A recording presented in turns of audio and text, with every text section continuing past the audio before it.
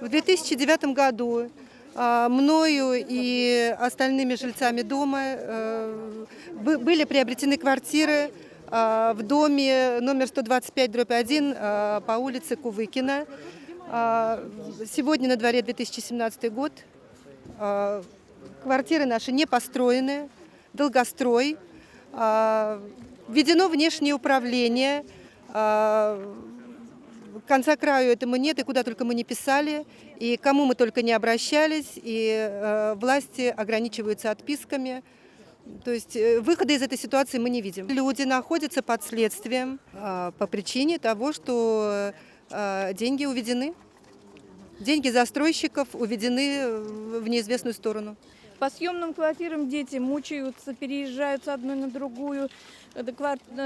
Плата за квартиру дорогая, они молодые, им жилье надо, им надо семью дальше создавать, растить, вот детей, будущее, как говорится, наше. Мы в частном доме живем, у нас удобств никаких нет.